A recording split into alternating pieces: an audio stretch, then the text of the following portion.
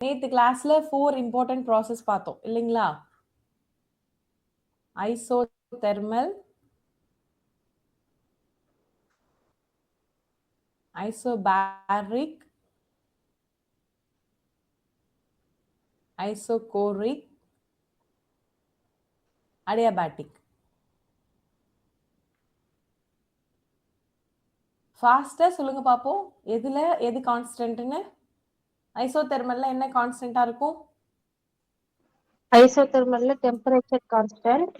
Very good ma'am. ஐசோபாரிக்ல pressure constant. Very good ma'am, super. ஐசோகோரிக்ல volume constant. Super ma'am. Adiabatic? Adiabatic temperature constant. No ma'am, heat. Okay ma'am, almost வந்துட்டீங்க. அதுவே பெரிய விஷயம் தான் இல்லைங்களா? ஸோ இந்த மூணையும் தாண்டி ஹீட்டு டெம்பரேச்சர்னு வந்துட்டாலே கண்டுபிடிச்சிடலாம். ஓகேங்களா? Very good ma'am. இன்னொரு மேம் சொல்லியிருக்கீங்க, கரெக்டாக சொன்னீங்க. Very good, very good for both of you. So இங்கே வந்து ஹீட் கான்ஸ்டன்ட் இல்லைங்களா? அப்போ change in temperature, change in pressure, change in volume, change in heat என்ன ஆகும்? What will happen to all of this? Zero ஆயிரும். Very good ma'am, very good. So அப்போ சேஞ்சஸே இருக்காது. கான்ஸ்டன்ட்டாக இருக்குது அப்படின்னா இந்த பாயிண்ட்லையும் இந்த பாயிண்ட்லையும் சேமாக இருக்குன்னு அர்த்தம். ஸோ இதுக்கு டிஃப்ரென்ஸ் எடுத்தால் 5 - 5 என்ன தான் இருக்கும்? 0வாக தான் இருக்கும். ஸோ சேம் கான்செப்ட் தான் இது நாலுக்குமே. ஸோ இந்த 4 ப்ராசஸும் இப்போ உங்களுக்கு தெரிஞ்சிருச்சுன்னு நினச்சி ஐம் வெரி ஹாப்பி. அவ்வளோதான், இதுதான் basic. So Carnot cycle, Carnot theorem அதெல்லாம் இந்த கிளாஸில் நம்ம பார்ப்போம். ஸோ நேற்று பார்த்தோம் இல்லையா கார்னாட் சைக்கிள். மொத்தம் எத்தனை கார்னாட் சைக்கிள் இருக்குன்னு சொன்னேன்? How many Carnot cycle? 4. Very good ma'am, very good. 4 cycles. So இதுல வந்து ரெண்டா பிரிச்சு சொல்லியிருப்பேன். ஸோ 2 சைக்கிள் வந்து இந்த ப்ராசஸ், 2 சைக்கிள் இந்த ப்ராசஸ்னு. அது ஞாபகம் இருக்குங்களா? 2 adiabatic process ma'am. Super ma'am, super ma'am. 2 isothermal, 2 adiabatic. So இதுல 2 டிவிஷன் சொல்லியிருக்கேன், அது ஞாபகம் இருக்குங்களா? என்ன மேம் மேல இருந்து கீழே வந்துட்டு இருக்கீங்க, ஹைரார்கிலன்னு கேட்காதீங்க. நீங்க ஆன்சர் சொல்ல சொல்ல இன்ட்ரெஸ்டிங்கா இருக்கு கேட்கறதுக்கு, அதனால கேட்கறேன். ஸோ இதுல வந்து expansion, isothermal compression. Very good ma'am, very good. Expansion, compression. அடியாபாட்டிக்லயும் expansion, compression. Super ma'am, super. அவ்வளவுதான் நேற்று கிளாஸ்ல நம்ம பார்த்தது. ஒரு 2 மினிட்ஸ்ல ஃபாஸ்டா ரிவைஸ் பண்ணிட்டோம் இல்லைங்களா? ஸோ இந்த கிளாஸ்ல நம்ம என்ன பார்க்க போறோம் அப்படின்னா, லாஸ் ஆஃப் தெர்மோடைனமிக்ஸை ஒரு தடவை ரீகால் பண்ணிட்டு சைக்கிளிக் ப்ராசஸ்னா என்னன்னு பார்ப்போம், கார்னாட் இன்ஜின்னா என்னன்னு பார்ப்போம், அதனுடைய எஃபிஷியன்சி என்ன அப்படின்றத பார்ப்போம், and entropy and second law. So நம்ம செகண்ட் லா பற்றி ஏற்கனவே பார்த்துருக்கோம், ஆனால் என்ட்ரோபி பற்றி இன்னும் கொஞ்சம் டீட்டெயில்டாக பார்ப்போம். ஓகேங்களா? ஸோ இப்போ இந்த வார்த்தை எல்லாமே உங்களுக்கு ஃபெமிலரைஸாக இருக்கும், ஏன்னா நம்ம ஆல்ரெடி யூஸ் பண்ணியிருக்கேன். ஒவ்வொரு கிளாஸ்லையுமே இதை கொஞ்சம் கொஞ்சமாக உங்களுக்கு நான் இன்ட்ரடியூஸ் பண்ணிக்கிட்டே வந்தேன் இல்லையா? ஸோ அதனால இந்த கிளாஸ் வந்து உங்களுக்கு புதுசாகவே இருக்காது, எல்லாமே நமக்கு தெரிஞ்ச கான்செப்டாக இருக்கே அப்படின்னு மட்டும்தான் இருக்கும். நான் ஏற்கனவே சொன்ன விஷயங்களை இன்னைக்கு கொஞ்சம் எலாபரேட்டாக சொல்லுவேன், அவ்வளோதான் இந்த கிளாஸில். ஏன்னா இந்த ஒரே கிளாஸ்ல நான் சைக்கிளிக் ப்ராசஸ், கார்னாட் தீரம், அதனோட எஃபிஷியன்சி, என்ட்ரோபி இதெல்லாம் சொல்லியிருந்தேன் அப்படின்னா உங்களுக்கு சுத்தமா இது புரிஞ்சிருக்காது. ஆனா நான் இது ஒரு 3 to 4 கிளாஸஸ் முன்னாடியில இருந்து நான் உங்களுக்கு இதை கொஞ்சம் கொஞ்சமா இன்ட்ரடியூஸ் பண்ணிட்டு வந்ததுனால இந்த கிளாஸ் உங்களுக்கு அண்டர்ஸ்டாண்ட் பண்ணிக்கிறதுக்கு ரொம்ப ஈஸியா இருக்கும். இது பார்த்த உடனே, இந்த கிளாஸ் முடிஞ்ச உடனே நீங்க இதை படிச்சிட்டீங்க அப்படின்ற ஃபீல் உங்களுக்கு வந்துடும். சரி, okay. Sadiq Carnot, Sadiq Carnot அப்படிங்கிறவங்க தான் இந்த கார்னாட் தியரத்தை இன்ட்ரடியூஸ் பண்ணியிருப்பாங்க. அதை பேஸ் பண்ணி தான் இந்த கார்னாட் இன்ஜினை டிசைன் பண்ணியிருப்பாங்க. ஓகேவா? ஸோ கார்னாட் இன்ஜினை டிசைன் பண்ணியிருப்பாங்களா? என்ன மேம் சொன்னீங்க, இது தியரட்டிக்கல் மாடல்ல சொன்னீங்க அப்படின்னா தியரட்டிக்கலாக டிசைன் பண்ணியிருப்பாங்க. ஓகேவா? ஸோ டிசைன் அப்படின்னா நம்ம ப்ராக்டிக்கலாக நினச்சிக்க கூடாது, தியரட்டிக்கலாக டிசைன் பண்ணியிருப்பாங்க. ஸோ இதுக்கு அப்பர் லிமிட் ஒன்று இருக்கும், எவ்வளோ எஃபிஷியன்சி, 100% எஃபிஷியன்சி அப்படின்னு சொல்லிட்டு ஒரு அப்பர் லிமிட் கொடுத்துருப்பாங்க. யாரு அப்படின்னா சாடிக் கார்னாட். அந்த கார்னாட் இன்ஜினால மட்டும்தான் இந்த எஃபிஷியன்சி அட்டென்ட் பண்ண முடியும் அப்படின்னு சொல்றது தான் கார்னாட் தியரமே. அப்போ இந்த ரியல் இன்ஜின், எந்த ரியல் இன்ஜினுமே ரியல் லைஃப்ல இந்த எஃபிஷியன்சி அட்டென்ட் பண்ணவே முடியாது. அதுதான் சாடிக் கார்னாட் சொல்ல வர அந்த விஷயம். இதை பேஸ் பண்ணி தான் கிளாசிக்கல் தெர்மோடைனமிக்ஸே நமக்கு பிரான்ச் பண்ணியிருப்பாங்க. ஸோ கிளாசிக்கல் தெர்மோடைனமிக்ஸ், குவாண்டம் தெர்மோடைனமிக்ஸ்னு சொல்லிட்டு கிளாசிஃபிகேஷன் இருக்கும். அதில் கிளாசிக்கல் தெர்மோடைனமிக்ஸ் பேஸே எது அப்படின்னா இந்த சாடிக் கார்னாட் சொன்ன இந்த கார்னாட் தியரமும் கார்னாட் இன்ஜினும் தான். ஓகேவா? ஸோ இதுதான் நம்ம இன்னைக்கு கிளாஸ்ல பார்க்க போற இம்பார்ட்டன்ட் டாபிக்ஸ். ஸோ இன்னைக்கு கிளாஸோட ஃப்ளோ எப்படி இருக்கும் அப்படின்னா, தெர்மோடைனமிக்ஸ்னா என்ன அப்படின்னு பார்ப்போம். ஸோ ஏன் இது வந்து இது ஆக்சுவலி முந்தானத்து கிளாஸ்லேயே நான் சொல்லியிருக்கணும். 11th கிளாஸ்லேயே இது சொல்லியிருக்கணும் தெர்மோடைனமிக்ஸ்னா என்ன அப்படின்னு சொல்லிட்டு. ஆனா அந்த கிளாஸ்ல சொன்னா இதனுடைய மீனிங் வந்து உங்களுக்கு புரியாது. ஸோ இந்த கிளாஸ்ல சொல்றப்போ you will get to know, you will understand clearly what is thermodynamics. அதனால தான் நான் இந்த கிளாஸ்ல இதை இன்ட்ரடியூஸ் பண்ணியிருக்கேன். லா ஆஃப் தெர்மோடைனமிக்ஸ். ஸோ நம்ம பார்த்தோம் இல்லையா 4 லாஸ். யாராவது சொல்லுங்க பாப்போம். என்ன இந்த 4 லாஸ்னு பேர் மட்டும் சொல்லுங்க. It's enough. 0th law, first law, second law, third law. Super ma'am. அவ்வளவுதான். 0th law, first law, second law, third law. So இதுல அப்சல்யூட் டெம்பரேச்சர் 0 கெல்வின்ல என்ட்ரோபி 0 அப்படின்னு சொல்ற லா எந்த லா? சொல்லுங்க பாப்போம். 0 கெல்வின்ல என்ட்ரோபி 0 அப்படின்னு சொல்ற லா இந்த லா? இந்த 4 Third law, லால. ma'am. Very good ma'am, very good. Super ma'am. சரி, ஓகே. கான்டாக்ட்ல இல்லாத ரெண்டு விஷயங்களும் கான்டாக்ட்ல இருக்க ஒரு விஷயத்தை வச்சு அது ரெண்டுமே சேம் டெம்பரேச்சர்ல தான் இருக்கும் அப்படின்னு சொல்றலாம் இந்தலாம் 0th law, ma'am. 0th law. Very good ma'am, very good. I'm so happy by hearing your answers. Entropy பத்தி பேசுறலாம் இந்த லா. என்ட்ரோபி பத்தி பேசும் ஒரு law. Second law, ma'am. Entropy Second law of thermodynamics. என்ன ma'am? Second law of thermodynamics. Second law of thermodynamics. Second தானே ma'am சொல்றீங்க? second தான், ma'am. Very good ma'am, very good. Entropy பத்தி பேசுறது இதுதான். கன்சர்வேஷன் ஆஃப் எனர்ஜி பத்தி பேசுறலாம் இந்த First law, ma'am. Conservation of energy. First law. Very good ma'am. எல்லா லாவ பத்தி கேட்டுட்டீங்க. கடைசியா இதுதான் கேட்பீங்கன்னு சொல்லிட்டு நீங்க சொல்லிருக்க மாட்டீங்கன்னு நான் நம்புறேன். சோ கன்சர்வேஷன் ஆஃப் எனர்ஜி வந்து ஃபர்ஸ்ட் லா. சூப்பர். அவ்வளவுதான். நீங்க 4 லா ஃபுல்லா லாஸ் ஆஃப் தெர்மோடைனமிக்ஸ் எல்லாத்தையும் ஃபிங்கர் டிப்ஸ்ல வச்சிருக்கீங்க. நீங்க ஆன்சர் சொல்றத பார்த்தாலே தெரியுது. சோ இது வந்து உங்களோட அச்சீவ்மெண்ட் தான். நீங்க வந்து கிளாஸ் நல்லா அட்டென்டிவா கவனிச்சுட்டு நீங்க நல்லா நோட்ஸ் எடுத்து படிச்சிருக்கீங்க அப்படின்னு நீங்களே உங்களை அப்ரிஷியேட் பண்ணிக்கலாம். So I also appreciate you. Very good, very good. சரி, ஓகே. இந்த 4 லா பத்தி ஒரு ரீகால் பார்த்துட்டு தெர்மோடைனமிக் ப்ராசஸ்னா என்ன அப்படின்றத பார்ப்போம். 4 தெர்மோடைனமிக் ப்ராசஸ் பார்த்தோம் இல்லையா? சோ அதுவும் இங்க இம்பார்ட்டன்ட். ஏன் இதெல்லாம் ரிவைஸ் பண்ணிட்டு நம்ம இந்த கிளாஸ்க்கு போறோம் அப்படின்னா நம்ம இங்க படிச்ச கான்செப்டை இங்க அப்ளை பண்ண போறோம். ஃபர்ஸ்ட் கான்செப்ட் படிச்சோம், இப்போ அதை வந்து அப்ளை பண்ண போறோம் இந்த கிளாஸ்ல. அவ்வளவுதான். அதனாலதான் இதை ரிவைஸ் பண்றது இஸ் ஹைலி இம்பார்ட்டன்ட். சைக்கிளிக் ப்ராசஸ்னா என்ன, நான் சைக்கிளிக் ப்ராசஸ்னா என்ன அப்படின்னு பார்ப்போம். சைக்கிள் அப்படின்னாலே நமக்கு தெரியும், அது எங்க ஆரம்பிச்சதோ அங்கேயே திருப்பி வந்துச்சுன்னா அது சைக்கிள். எங்க ஆரம்பிச்சதோ அது அங்க திருப்பி வரல அப்படின்னா அது நான் சைக்கிளிக் ப்ராசஸ். ஸோ சிம்பிளா இந்த நேம்ல இருந்தே நம்ம ஐடென்டிஃபை பண்ணிட முடியும் இந்த ப்ராசஸ்ல என்ன நடக்குதுன்னு. அதை பிவி டயக்ராம் வச்சு சொல்லுவோம். அவ்வளவுதான். கார்னாட் இன்ஜின், கார்னாட் தியரத்தை யூஸ் பண்ணி டிசைன் பண்ண ஒரு இன்ஜின்னா Carnot engine. It's an ideal engine. Ideal அப்படின்னா என்ன அர்த்தம்? இமேஜினரி அப்படின்னு அர்த்தம் இல்லைங்களா? சரி, ஓகே. கார்னாட் எஃபிஷியன்சிக்கு ஒரு ஃபார்முலா இருக்கு, ஈட்டா வச்சு சொல்லுவோம். சோ இதை நான் உங்களுக்கு 2 கிளாஸ் முன்னாடில இருந்து சொல்லிட்டு இருக்கேன். யாராவது சொல்லுங்க பாப்போம், கார்னாட் எஃபிஷியன்சிக்கான ஃபார்முலா தெரியுமா? ஞாபகம் இருக்குங்களா? Eta is equal to 1 minus T2 by T1.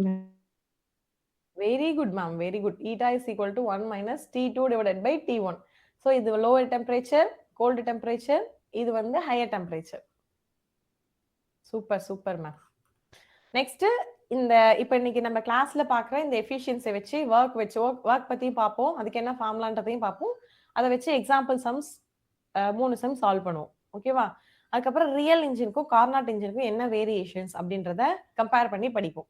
Next second law of entropy, என்ட்ரோபியை பத்தி இன்னும் கொஞ்சம் டீட்டெயில்டா பார்ப்போம். அடுத்தது ஃபைனலா சம்மரி, இன்னைக்கு கிளாஸ்ல பார்த்ததை சம்மரைஸ் பண்ணி பார்ப்போம். ஓகேவா? ஸோ இப்படிதான் this is how the flow of the class will be today. Thermodynamics. தெர்மோடைனமிக்ஸ்னா என்ன அப்படின்னா it's a branch of physics that studies relationship between heat, work, temperature and energy. So இது எல்லாத்துக்கான மீனிங்கும் உங்களுக்கு தெரியும். ஹீட்னா என்னன்னு தெரியும், ஒர்க்னா என்னன்னு தெரியும், டெம்பரேச்சர்னா என்னன்னு தெரியும், எனர்ஜினா என்னன்னு தெரியும். Energy is nothing but internal energy. ஓகேவா? It's a sum of kinetic energy and potential energy. இது எல்லாத்துக்கும் என்ன இடையில என்ன ரிலேஷன்ஷிப் இருக்கு அப்படின்னு படிக்கிறது தான் இந்த தெர்மோடைனமிக்ஸ் அப்படிங்கிற டாபிக். அது மட்டும் இல்லாம ஹீட் எப்படி டிரான்ஸ்ஃபர் ஆகுது, ஒரு இடத்துல இருந்து இன்னொரு இடத்துக்கு ஹீட் எப்படி டிரான்ஸ்ஃபர் ஆகுது அப்படின்னா ஹையர் டெம்பரேச்சர்ல இருந்து லோயர் டெம்பரேச்சருக்கு டிரான்ஸ்ஃபர் ஆகும் அப்படிங்கிறது நமக்கு தெரியும். அதை என்ட்ரோபி வச்சு சொல்லுவாங்க எங்க தெர்மோடைனமிக்ஸ்ல. ஸோ அதை பத்தி படிக்கிறதும் இந்த தெர்மோடைனமிக்ஸ் தான். அது மட்டும் இல்லாம ஒரு எனர்ஜி இன்னொரு எனர்ஜியா எப்படி கன்வெர்ட் ஆகுது, டிரான்ஸ்ஃபார்ம் ஆகுது அப்படிங்கிறத பத்தி படிக்கிறதும் இந்த தெர்மோடைனமிக்ஸ் தான். ஸோ இப்போ இதுக்கான மீனிங் உங்களுக்கு தெரிஞ்சிருக்கும். ஸோ தெர்மோடைனமிக்ஸ்னா என்ன அப்படின்றத உங்களுக்கு எக்ஸாம்ல கேட்பாங்களான்னா இல்ல. ஆனா இப்போ நம்ம படிக்கிறது எல்லாமே எங்க வரும்? தெர்மோடைனமிக்ஸ் கீழே தான் வரும். ஓகேவா? சரி, ஓகே. தெர்மல் பிசிக்ஸ்ல ஒரு டாபிக் தான் தெர்மோடைனமிக்ஸ். ஓகேவா? அது வந்து நமக்கு தெரிஞ்சிருக்கணும். தெர்மல் பிசிக்ஸ் தான் டாப். அதுல ஒரு பிரான்ச் தான் தெர்மோடைனமிக்ஸ். ஓகே. ஸோ இது ரொம்ப இம்பார்ட்டன்ட். இந்த சிஸ்டம் வந்து ரொம்ப இம்பார்ட்டன்ட். இது உங்களுக்கு ஒன் வேர்டா கண்டிப்பா கேட்பாங்க. ஓகேவா? இந்த 3 system, open system, closed system, isolated சிஸ்டம்னு சொல்லிட்டு 3 சிஸ்டம் இருக்கு. ஓப்பன் சிஸ்டமா இருந்தா ஒரு விஷயத்த நம்ம திறந்து வச்சிருந்தோம் அப்படின்னு வச்சுக்கோங்களேன், என்ன ஆயிடும்? கண்டிப்பா அங்க இருக்கக்கூடிய மேட்டர், எனர்ஜி 2மே எக்ஸ்சேஞ்ச் ஆயிரும். அதாவது வெளியில போயிரும் அங்கிருந்து. ஃபார் எக்ஸாம்பிள், நீங்க ஒரு நாப்தலின் பால் இருக்குல்ல, அந்த நாப்தலின் பால ஒரு ஓப்பனான ஒரு ஸ்பேஸ்ல வைக்கிறீங்கன்னு வச்சுக்கோங்க. என்ன ஆகும் கொஞ்ச நாள் கழிச்சு, உடனே இல்ல கொஞ்ச நாளுக்கு அப்புறம் என்ன ஆகும்? அது ஃபுல்லா எவாபரேட் ஆகி அந்த ஸ்மெல் ஃபுல்லா வீடெல்லாம் பரவிருமா? ஸோ அப்ப அது ஒரு ஓப்பன் சிஸ்டம்க்கு எக்ஸாம்பிளா சொல்லலாம். அப்போ அங்க இருந்து அந்த வாசனையும் எக்ஸ்சேஞ்ச் ஆகுது. அங்க இருக்கிற பொருளும் காணாம போயிடுச்சு இல்லையா? அது எல்லாம் என்ன ஆகும்? எவாபரேட் ஆயிருக்கும். டைரக்ட்டா சாலிட்ல இருந்து எங்க போயிருக்கும்? வேப்பர் ஆயிருக்கும் இல்லைங்களா? ஸோ அப்போ அது வந்து ஓப்பன் சிஸ்டம்க்கு ஒரு பெஸ்ட் எக்ஸாம்பிளா சொல்லலாம். அந்த பொருளும் அங்க இருக்காது. அந்த வாசனை அந்த வீடு ஃபுல்லா நிறைஞ்சிருக்கும் இல்லையா? ஸோ அப்போ ஓப்பன் சிஸ்டம் அப்படின்னா மேட்டர் அண்ட் எனர்ஜி 2மே வந்து எக்ஸ்சேஞ்ச் ஆயிருக்கும். Whereas closed system. க்ளோஸ்டு சிஸ்டம்னா அதை ஒரு மூடி போட்டு வச்சிருக்கோம்னு வச்சுக்கோங்களேன். என்னதான் நம்ம அதை லிட் போட்டு வச்சிருந்தாலும் அதை சுத்தி கொஞ்சம் வாசனை அடிக்கும். ஆமாங்க தானே? நாப்தலின் பால்ஸை எவ்வளோ பெரிய டைட்டான கண்டெய்னர்ல நம்ம போட்டு வச்சிருந்தாலும் லைட்டாவது கொஞ்சமாவது அந்த கண்டெய்னரை சுத்தி அந்த ஸ்மெல் வந்து வரும். ஸோ அப்போ எனர்ஜி வந்து டிரான்ஸ்ஃபர் ஆகும். ஆனா அங்க உள்ள இருக்க நாப்தலின் பால்ஸ் வந்து நம்ம எப்படி போட்டு வச்சோமோ அப்படியே இருக்கும். ஃபார் எக்ஸாம்பிள், நீங்க கடையில நாப்தலின் பால்ஸ் வந்து அந்த கவர்ல பேக் பண்ணி வச்சிருப்பாங்கல்ல, ₹5 ₹10ன்னு அப்படி பேக் பண்ணி வச்சிருக்கப்ப பாருங்களேன், உள்ள நாப்தலின் பால்ஸ் அப்படியே தான் இருக்கும். ஆனா வெளியில இருக்க அந்த கவர்ல ஸ்மெல் வரும் இல்லையா? ஸோ அதுதான் க்ளோஸ்டு சிஸ்டம்க்கான example. So exchange only energy. Energy மட்டும்தான் எக்ஸ்சேஞ்ச் ஆகும். உள்ள இருக்க அந்த நாப்தலின் பால்ஸ் அப்படியே இருக்கும். அதாவது அந்த பார்ட்டிகல் அப்படியே இருக்கும். மேட்டர் அப்படியே இருக்கும். எது மட்டும்தான் எக்ஸ்சேஞ்ச் ஆகும்? எனர்ஜி மட்டும்தான் எக்ஸ்சேஞ்ச் ஆகும். ஓகேவா? ஸோ க்ளோஸ்டு சிஸ்டம் அப்படின்னா வாசனை மட்டும் தான் வெளியில வரும் ஞாபகம் வச்சுக்கோங்க. ஓப்பன் சிஸ்டம்னா அந்த அது வந்து பேர் என்ன நாப்தலின் பால்ஸும் காணாம போயிரும். அது மட்டும் இல்லாம அங்க வாசனையும் எல்லாம் அந்த ரூம் ஃபுல்லா வரும். அப்போ 2மே எக்ஸ்சேஞ்ச் ஆனா அது ஓப்பன் சிஸ்டம். க்ளோஸ்டு சிஸ்டம் அப்படின்னா எது மட்டும் எக்ஸ்சேஞ்ச் ஆகும்? எனர்ஜி மட்டும் எக்ஸ்சேஞ்ச் ஆகும். பார்ட்டிகல் உள்ளார அப்படியே இருக்கும் அந்த க்ளோஸ்டு சிஸ்டம்குள்ளாரையே. ஐசோலேட்டட் சிஸ்டம் அப்படின்னா சுத்தமா எதுவுமே எக்ஸ்சேஞ்ச் ஆகாது. தட் இஸ் வேக்யூம் கண்டெய்னர்ல நம்ம போட்டு வைக்கிற மாதிரி. வேக்யூம் அப்படின்னா அங்க எந்த ஆட்டம்ஸ் அண்ட் மாலிகூல்ஸ் எதுவுமே இருக்காது இல்லையா? ஸோ அப்ப இதை எக்ஸ்சேஞ்ச் பண்றதுக்கு அங்க எதுவுமே எந்த ஒரு மெட்டீரியல் மீடியமுமே இருக்காது. அதனால நம்ம என்ன உள்ள வைக்கிறோமோ அது அப்படியே இருக்கும். ஓகேவா? ஸோ அப்போ இங்க மேட்டர் அண்ட் எனர்ஜி 2மே என்ன ஆகாது? எக்ஸ்சேஞ்ச் ஆகாது. அதுதான் ஐசோலேட்டட் சிஸ்டம். ஒரு ஐலாண்ட் மாதிரின்னு வச்சுக்கோங்க. ஐலாண்ட் எங்க இருக்கும்? கடலுக்கு நடுவுல இருக்குங்களா? அப்போ வெளியில இருந்து யாரும் உள்ளார போக முடியாது. உள்ள இருந்து யாரும் வெளியில வர முடியாது. போட் இல்லைன்னா. அதுதானே மீனிங். ஸோ இங்க போட் அப்படிங்கிறது தான் இந்த atoms and molecules. Atoms and மாலிகூல்ஸே இந்த இடத்துல இல்ல அப்படிங்கும்போது எப்படி இங்க இருந்து இங்க டிரான்ஸ்ஃபர் நடக்கும்? எதுவுமே நடக்காது இல்லையா? So that is the case. Isolated system அப்படின்னா மேட்டர், எனர்ஜி 2மே எக்ஸ்சேஞ்ச் ஆகாது. ஓப்பன் சிஸ்டம் அப்படின்னா 2மே எக்ஸ்சேஞ்ச் ஆகும். ஐசோலேட்டட் சிஸ்டம்னா 2மே எக்ஸ்சேஞ்ச் ஆகாது. வேற க்ளோஸ்டு சிஸ்டம் அப்படின்னா எனர்ஜி மட்டும் எக்ஸ்சேஞ்ச் ஆகும். ஸோ இது ரொம்ப ரொம்ப இம்பார்ட்டன்ட். இதை நீங்க ஞாபகம் வச்சுக்கணும். ஓகே. இப்போ அந்த சிஸ்டமோட அவுட் சைட்ல இருக்கிற எல்லாத்தையும் நம்ம காமனா என்னன்னு சொல்லுவோம் அப்படின்னா சரௌண்டிங்னு சொல்லுவோம். ஓகேவா? ஒரு சிஸ்டம் இருக்கு. அந்த சிஸ்டமை சுத்தி இருக்கிற எல்லா பிளேஸையும் நம்ம ஒரு வார்த்தையில சொல்லணும் அப்படின்னா சரௌண்டிங் அப்படின்னு சொல்லுவோம். இதுதான் வந்து சிஸ்டம் பத்தி. Open system, closed system, isolated system. And சரௌண்டிங்னா என்ன அப்படின்றதுக்கான மீனிங் வந்து உங்களுக்கு தெரியணும். இந்த சரௌண்டிங்ல இருந்து உங்களுக்கு கொஸ்டின் கேட்க மாட்டாங்க. பட் இந்த இதுல இருந்து கண்டிப்பா கொஸ்டின் கேட்பாங்க. ஓகே. அடுத்து ஸ்டேட் வேரியபிள்ஸ்னா என்ன? பாத் வேரியபிள்ஸ், ஸ்டேட் வேரியபிள்ஸ்னு சொல்லிட்டு 2 வேரியபிள்ஸ் இருக்கு தெர்மோடைனமிக்ஸ்ல. பாத் டிபெண்ட் பண்ணியிருந்தா அது பாத் வேரியபிள். ஸ்டேட் டிபெண்ட் பண்ணியிருந்தா அது ஸ்டேட் வேரியபிள். ஸ்டேட் மீன்ஸ் ஒரு ஸ்டேட்ல சாலிட் ஸ்டேட்ல இருந்து லிக்விட் ஸ்டேட், லிக்விட் ஸ்டேட்ல இருந்து கேஸ் ஸ்டேட். அப்புறம் இது இந்த மாதிரி இந்த ஸ்டேட் ஒரு ஸ்டேட் இன்னொரு ஸ்டேட் இந்த மாதிரி வேற ஸ்டேட் வந்து டிபெண்ட் பண்ணி இருந்துச்சு அப்படின்னா அது ஸ்டேட் வேரியபிள். இங்க பாருங்களேன், சாலிட்ல இருந்து லிக்விடுக்கு போகுது. என்னது? ஐஸ். ஐஸ் வந்து ஹீட் பண்ணும்போது அது என்னவா கன்வெர்ட் ஆயிடுது? வாட்டரா கன்வெர்ட் ஆயிடுது. அப்படி கன்வெர்ட் ஆகுறப்போ இங்க வந்து டெம்பரேச்சர் அது வரைக்கும் எப்படி இருக்கும்? கான்ஸ்டன்டா தான் இருக்கும். 0 டிகிரி செல்சியஸ்ல தான் இருக்கும். ஆனா இந்த பாத்தை டிபெண்ட் பண்ணி இருக்குமா? இது எப்படி வந்து இந்த சாலிட் வந்து லிக்விடா ஆகியிருக்கு? எந்த பாத்துல ஆயிருக்கு? இந்த வழியில உருகி போயிருக்கா? அந்த சைடுல உருகி போயிருக்கா? இல்ல இந்த சைடுல உருகி போயிருக்கா? அதெல்லாம் எதுவுமே டிபெண்ட் பண்ணியிருக்காது இந்த டெம்பரேச்சர் இல்லையா? இந்த ஸ்டேட்ல இருந்து இந்த ஸ்டேட்டுக்கு போற வரைக்கும் டெம்பரேச்சர் வந்து அதே டிகிரி செல்சியஸ்ல தான் இருக்கும். ஒன்ஸ் இந்த சாலிட் ஃபுல்லா லிக்விடா கன்வெர்ட் ஆயிடுச்சு அப்படின்னா டெம்பரேச்சர் என்ன ஆக ஆரம்பிக்கும்? ரைஸ் ஆக ஆரம்பிச்சிடும் இல்லையா? 1 டிகிரி செல்சியஸ் 2 டிகிரி செல்சியஸ்னு இந்த வாட்டர் ரூம் டெம்பரேச்சருக்கு வர வரைக்கும் 20 to 25 டிகிரி செல்சியஸ் வர வரைக்கும் என்ன நடக்கும்? இந்த ஹீட் வந்து இன்க்ரீஸ் ஆகிக்கிட்டே இருக்கும். அப்போ இந்த ஸ்டேட் ஃபங்க்ஷன்ஸ் ஸ்டேட் வேரியபிள் அப்படிங்கிறது இந்த பாத்தை டிபெண்ட் பண்ணி இருக்காது. It only depends on state. ஸ்டேட்டை மட்டும் தான் டிபெண்ட் பண்ணியிருக்கும். அதனால தான் இது என்னன்னு சொல்றோம்? ஸ்டேட் ஃபங்க்ஷன் சொல்றோம். வேறஸ் ஒர்க் டன் நீங்க படிச்சிருப்பீங்க. Work done is equal to force into distance அப்படின்னு வச்சுக்கோங்களேன். இப்போ ஒரு பாயிண்ட்ல இருந்து இன்னொரு பாயிண்ட்டுக்கு போறப்போ இந்த ஒர்க் டன் எப்படி இருக்கு அப்படின்னு நம்ம கால்குலேட் பண்ணிருப்போம். அப்போ இட் டிபெண்ட்ஸ் ஆன் பாத். இந்த பாத் இருக்கு அப்படின்னா இந்த பாயிண்ட்ல இருந்து இந்த பாயிண்ட் வர வரைக்கும் ஒர்க் டன் வந்து என்ன மாதிரி நடந்திருக்கு அப்படின்றத கால்குலேட் பண்றது தான் இந்த formula. Work done is equal to integral of F dot d r இல்லைங்களா? ஸோ அப்போ ஒர்க் அப்படிங்கிறது எந்த ஃபங்க்ஷன் அப்படின்னா பாத் ஃபங்க்ஷன். ஆனா டெம்பரேச்சர் என்ன ஃபங்க்ஷன்? State function. ஏன்னா இது வந்து ஒரு ஸ்டேட்ல இருந்து இன்னொரு ஸ்டேட் போற வரைக்கும் கான்ஸ்டன்டா இருக்கும். ஸ்டேட் மாற தான் அந்த டெம்பரேச்சர் மாறிக்கிட்டே இருக்குமே தவிர அந்த பாத்தை டிபெண்ட் பண்ணி இருக்காது. இதுதான் ஸ்டேட் வேரியபிளுக்கும் பாத் வேரியபிளுக்குமான டிஃபரன்ஸ். அப்ப ஹீட் என்ன வேரியபிள்? ஹீட் இது என்ன வேரியபிள்னு கேட்டா இது பாத் வேரியபிளும் இல்ல, ஹீட் வேரியபிள் சாரி ஸ்டேட் வேரியபிளும் இல்ல. ஹீட் அப்படிங்கிறது பாத் வேரியபிளும் இல்ல, ஸ்டேட் வேரியபிளும் இல்ல. ஸோ இது எதையுமே டிபெண்ட் பண்ணி இருக்காது ஹீட் அப்படிங்கிறது. ஆனா சில டைம் சொல்லுவாங்க ஹீட் வந்து பாத் வேரியபிள் அப்படின்னு சொல்லிட்டு அது போற பாத் டிபெண்ட் பண்ணி இருக்கும் அப்படின்ட்டு. அது வந்து முடியாத பட்சத்துக்கு தான் நம்ம அந்த ஆப்ஷனை சூஸ் பண்ணுமே தவிர ஜென்ரல் திங் என்ன அப்படின்னா ஹீட் வந்து it's not path variable, neither path variable not state variable அப்படின்னு சொல்லலாம். இது வந்து ஸ்டேட் வேரியபிளும் இல்ல, பாத் வேரியபிளும் இல்ல. ஓகே. ஸோ இப்போ ஸ்டேட் வேரியபிள்ஸ்க்கு எக்ஸாம்பிள்ஸ் என்ன அப்படின்னா நம்மளுடைய மேக்ரோஸ்கோபிக் ப்ராப்பர்ட்டிஸ்ல நம்ம படிக்கிற எல்லா குவான்டிட்டிஸ்க்குமே pressure, volume, temperature, internal energy. So இதுதான் நம்ம இப்போ பார்த்துக்கிட்டு இருக்கோம். டெம்பரேச்சரும் இன்டர்னல் எனர்ஜிக்கும் என்ன ரிலேஷன்? டைரக்ட்லி ப்ரொபோர்ஷனட்டா இன்வெர்ஸ்லி ப்ரொபோர்ஷனட்டா? யாராவது சொல்லுங்க பார்ப்போம். டெம்பரேச்சருக்கும் இன்டர்னல் எனர்ஜிக்கும் என்ன ரிலேஷன்? இன்டர்னல் எனர்ஜி டைரக்ட்லி ப்ரொபோர்ஷனட்டா இன்வெர்ஸ்லி ப்ரொபோர்ஷனட்டா? Directly proportionate. Very good ma'am. Very good ma'am. Very good. So அதனால தான் இந்த இடத்துல இந்த மேக்ரோஸ்கோபிக் ப்ராப்பர்ட்டிஸ் கூட நம்ம என்னத்தையும் சேர்த்திருக்கோம்? இன்டர்னல் எனர்ஜியும் சேர்த்திருக்கோம். ஏன்னா இது ரெண்டும் டைரக்ட்லி ப்ரொபோர்ஷனட் அப்படிங்கிறதுனால. அப்ப pressure, volume, temperature, internal energy இது எல்லாமே என்னது? State variable. ஓகேவா? ஏன் அப்படின்னா இது ஸ்டேட்டை மட்டும் தான் டிபெண்ட் பண்ணியிருக்கும். ஒரு ஸ்டேட் இன்னொரு ஸ்டேட் தான் டிபெண்ட் பண்ணிருக்குமே தவிர அது போற பாத் வந்து டிபெண்ட் பண்ணி இருக்காது. Next equilibrium. ஈக்குலிபிரியம்னா என்ன அப்படின்னா a system is in thermodynamic equilibrium. எப்போ ஒரு சிஸ்டம் தெர்மோடைனமிக் ஈக்குலிபிரியம்ல இருக்கும்? when state variables are constant, there is no flow of heat or matter. நம்மளுடைய ஸ்டேட் வேரியபிள்ஸ் இருக்கு இல்லையா? எது state variables? Pressure, volume, temperature, internal energy. So இது எல்லாமே எப்படி இருக்கும்? கான்ஸ்டன்டா இருக்கும். எங்க? தெர்மல் ஈக்குலிபிரியம்ல. ஸோ ஒரு சிஸ்டம் தெர்மல் ஈக்குலிபிரியம்ல இருக்கு அப்படின்னு நம்ம சொல்றோம்னா அதுக்கு என்ன அர்த்தம்? அந்த சிஸ்டத்தோட temperature, pressure, volume, internal energy இது நாலுமே எப்படி இருக்குன்னு அர்த்தம்? கான்ஸ்டன்டா இருக்குன்னு அர்த்தம். அதை சிம்பிள் வேர்ட்ல சொல்லணும் அப்படிங்கிறதுக்காக தான் இந்த ஈக்குலிபிரியம் அப்படிங்கிற வேர்டை யூஸ் பண்றாங்க. ஓகேவா? ஸோ ஒரு சிஸ்டம் தெர்மல் ஈக்குலிபிரியம்ல இருக்கும்போது டெம்பரேச்சர் கான்ஸ்டன்டா இருக்கும் இல்லையா? டெம்பரேச்சரும் கான்ஸ்டன்ட், ப்ரெஷரும் கான்ஸ்டன்ட், வால்யூமும் கான்ஸ்டன்ட், இன்டர்னல் எனர்ஜியும் கான்ஸ்டன்ட். ஸோ இது எல்லாம் கான்ஸ்டன்டா இருக்கு. அப்ப அந்த ஹீட் ஃப்ளோ நடக்குமா? நடக்காது. ஏன் நடக்காது?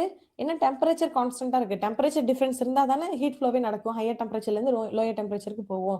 அப்ப இங்க டெம்பரேச்சரே கான்ஸ்டன்ட். அப்ப டெம்பரேச்சர் டிஃபரன்ஸே அந்த சிஸ்டம்ல இருக்காது. So there will be no flow of heat. So flow of heat இல்ல அப்படின்னா ஃப்ளோ ஆஃப் மேட்டரும் இருக்காது. ஓகேவா? ஸோ இதுதான் தெர்மல் ஈக்குலிபிரியம் அப்படிங்கிறதுக்கான மீனிங். ஸ்டேட் வேரியபிள்ஸ் எல்லாம் கான்ஸ்டன்டா இருக்கும். இது நாலும் தான் ஸ்டேட் வேரியபிள்ஸ். ஸோ இந்த ஸ்டேட் வேரியபிள்ஸ்லாம் கான்ஸ்டன்டா இருக்கும். So that there will be no flow of heat in the system. அப்படிப்பட்ட சிஸ்டத்தை தான் நம்ம என்ன சொல்லுவோம் அப்படின்னா அந்த system is in thermal equilibrium. அந்த சிஸ்டம் வந்து தெர்மல் ஈக்குலிபிரியம்ல இருக்கு அப்படின்னு சொல்லுவோம். ஓகேவா? Next 4 loss. ஸோ நீங்க சொல்லிட்டீங்க இதுக்கான அவசியமே இல்லை, நான் பொறுமையா சொல்லலாம் அப்படின்னு நினைச்சிட்டு வந்தேன். ஆனா நீங்க வந்து வேகமா இதை சொல்லும்படியா வச்சுட்டீங்க. ஏன் அப்படின்னா உங்களுக்கு இது எல்லா லாஸுமே தெளிவா தெரிஞ்சிருச்சு. அதனால சீக்கிரமா ஒரு ரீகேப் பண்ணிட்டு போயிடலாம். 0th லா, 1st லா, 2nd லா, 3rd லா. zeroth law என்ன சொல்லுது? A B C ஏவும் பியும் தெர்மல் ஈக்குலிபிரியம்ல இருக்கு அப்படின்னா சேம் டெம்பரேச்சர்ல இருக்கு அப்படின்னு அர்த்தம். ஏவோட டெம்பரேச்சரும் சியோட டெம்பரேச்சரும் சேம். பியும் சியும் தெர்மல் ஈக்குலிபிரியம்ல இருக்கு. தட் இஸ் ரெண்டோட டெம்பரேச்சரும் சேம். பியோட டெம்பரேச்சர் இஸ் ஈக்குவல் டு சியோட டெம்பரேச்சர். ஸோ இந்த மாதிரி தனித்தனியா ரெண்டு சிஸ்டம் மூணாவது சிஸ்டமோட கான்டாக்ட்ல இருக்கு அப்படின்னா அப்போ அந்த தனித்தனியான ரெண்டு சிஸ்டமும் என்னத்துல தான் இருக்குன்னு அர்த்தம்? கான்டாக்ட்ல தான் இருக்குன்னு அர்த்தம். தெர்மல் ஈக்குலிபிரியம்ல தான் இருக்குன்னு அர்த்தம். அப்ப இதனுடைய டெம்பரேச்சரும் எப்படிதான் இருக்கும்? சேமா தான் இருக்கும் அப்படின்னு சொல்றதுதான் zeroth law. So if A is in equilibrium with B and B is in equilibrium with C, then A is in equilibrium with C. So நான் இந்த இடத்துல B-ய வந்து B-யும் B-யும் தனித்தனியா வச்சுட்டு C-யோட கான்டாக்ட்ல இருக்க மாதிரி சொல்லியிருக்கேன்னா இவங்க வந்து A-வும் B-யும் இப்படி கான்டாக்ட்ல இருக்க மாதிரி வச்சுட்டு இந்த பாட்டை C-ன்னு எடுத்துக்கிட்டாங்க, இந்த பாட்டை B-ன்னு எடுத்துக்கிட்டாங்க. ஸோ இப்ப பாருங்க A is in equilibrium with B. So A வந்து B-யோட ஈக்குலிபிரியம்ல இருக்கு. B is in equilibrium with C. So B எது கூட ஈக்குலிபிரியம்ல இருக்கு? C-யோட ஈக்குலிபிரியம்ல இருக்கு. அப்படின்னா A-யும் C-யும் எதுல தான் இருக்கும்? ஈக்குலிபிரியம்ல தான் இருக்கும். So A is in equilibrium with C. So நம்ம இது எப்படி வேணாலும் நம்ம நேம் கொடுத்து எடுத்துக்கலாம். ஆனா ஃபைனல் என்ன அப்படின்னா ரெண்டு தனித்தனியான சிஸ்டம் மூணாவது சிஸ்டமோட தெர்மல் கான்டாக்ட்ல இருக்கும்போது அந்த ரெண்டு தனித்தனியான சிஸ்டமும் தெர்மல் கான்டாக்ட்ல தான் இருக்கும் அப்படின்னு சொல்றது தான் இந்த zeroth law of thermodynamics. அது மட்டும் இல்லாம இது எதை டிஃபைன் பண்ணுது அப்படின்னா டெம்பரேச்சர் டிஃபைன் பண்ணுது. எப்படி செகண்ட் லா வந்து என்ட்ரோபியை பத்தி பேசுதோ அதே மாதிரி ஃபர்ஸ்ட்ல எதை பத்தி பேசும்? டெம்பரேச்சர் பத்தி பேசும். சரி, zeroth law எதை பத்தி பேசும்? டெம்பரேச்சர் பத்தி பேசும். இப்போ first law of thermodynamics. First law of தெர்மோடைனமிக்ஸ்க்கான ஃபார்முலா வந்து நேத்து கிளாஸ்ல ஒவ்வொரு ப்ராசஸ் நம்ம போடுறப்போ ஒரு 10 டைம்ஸ் ஆவது அந்த லாஸை நம்ம எழுதிருப்போம்னு நினைக்கிறேன் இல்லையா?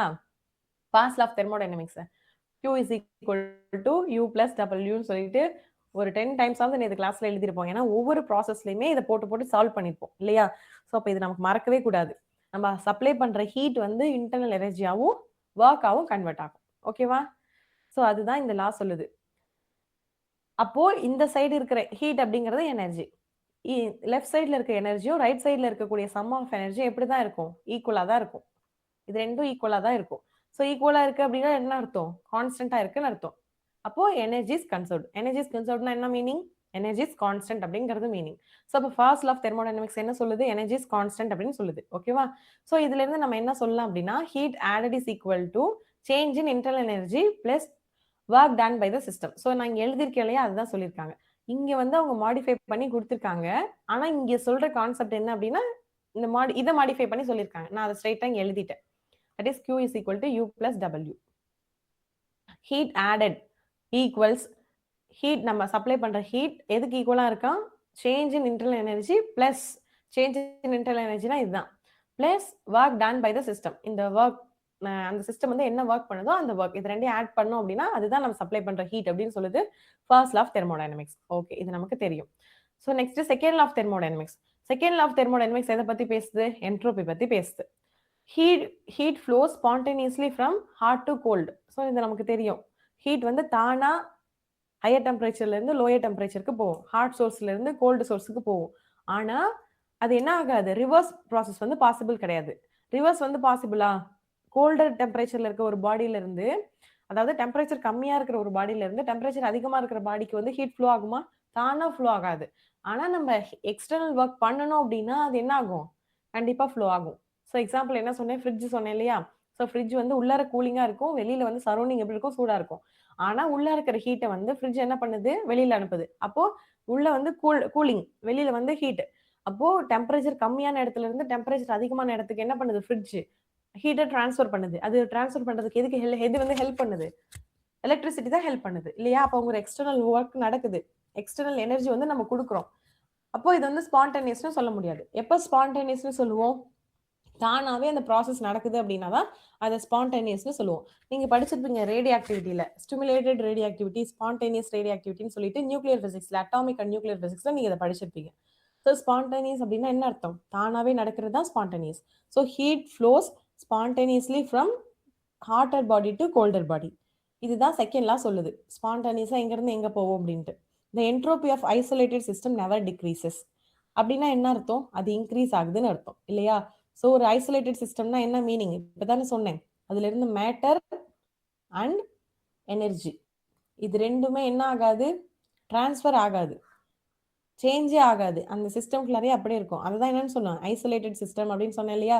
ஸோ இப்போ ஐசோலேட்டட் சிஸ்டம்ல என்ட்ரோபி வந்து குறையவே குறையாது. ஏன்னா இங்க இருக்கக்கூடிய மேட்டரோ எனர்ஜியோ வெளியில போனா தானே இங்க ஒரு டிஸார்டர்னஸ் இருக்கும். அது அப்படியே உள்ளாரையே இருக்கு அப்படின்னா அங்க டிஸார்டர்னஸே இருக்காது இல்லையா?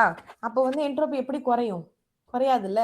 So entropy of isolated system never decreases. அப்போ என்ட்ரோபி ஆஃப் ஐசோலேட்டட் சிஸ்டம் என்னதான் ஆகும்? எப்பவுமே இன்க்ரீஸ் தான் ஆகும். இது உங்களுக்கு ஒன் வேர்ட் ஞாபகம் வச்சுக்கோங்க. Entropy of isolated system always increases அப்படின்னாலும் நெவர் டிக்ரீசஸ்னாலும் ஒண்ணுதான். அது எப்பவுமே குறையவே குறையுதுன்னா என்ன அர்த்தம்? அப்ப இன்க்ரீஸ் ஆகுதுன்னு தான் அர்த்தம். Entropy of isolated system never decreases, it always increases அப்படிங்கிறது உங்களுக்கு ஒன் வேர்ட் நோட் பண்ணிக்கோங்க. இதுதான் செகண்ட் லா சொல்லுது